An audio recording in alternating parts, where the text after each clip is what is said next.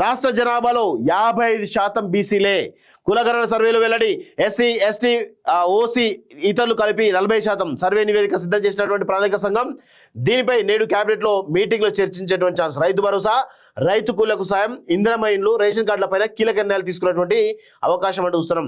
రాష్ట్రంలో బీసీల జనాభాపై స్పష్టత వచ్చింది. మొత్తం జనాభాలో 50% మేర బీసీలు ఉన్నట్టు తెలిసింది.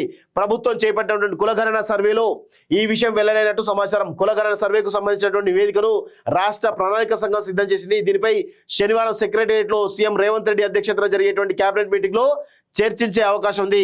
ఫిబ్రవరిలో స్థానిక సంస్థల ఎన్నికలు నిర్వహించాలని ప్రభుత్వం భావిస్తున్నందున కులగణన సర్వే వివరాలపై కేబినెట్ మీటింగ్ లో చర్చించే అవకాశం ఉంది అనేది తెలుస్తోంది. ఇక్కడ కులగణన సంబంధించినటువంటి సర్వే జరిగే దానిలో 50% బీసీలు తెలుస్తోంది.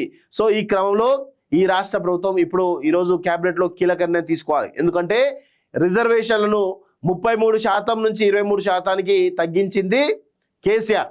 ఈరోజు ఆ 23% నుంచి 42% పెంచుతామని చెప్పేసినటువంటి కామారెడ్డి బీసీ డిక్లరేషన్ లో సీఎం రేవంత్ రెడ్డి గారు చెప్పడం జరిగింది. దాని ప్రకారమే ఈరోజు ఈ కేబినెట్ మీటింగ్ లో రిజర్వేషన్లు మరి పెంచుతారా స్థానిక సంస్థల ఎన్నికల్లో అనేటువంటి కోణంలో కూడా ఒక చర్చ బలంగా జరిగేటువంటి అవకాశం అయితే ఉంది.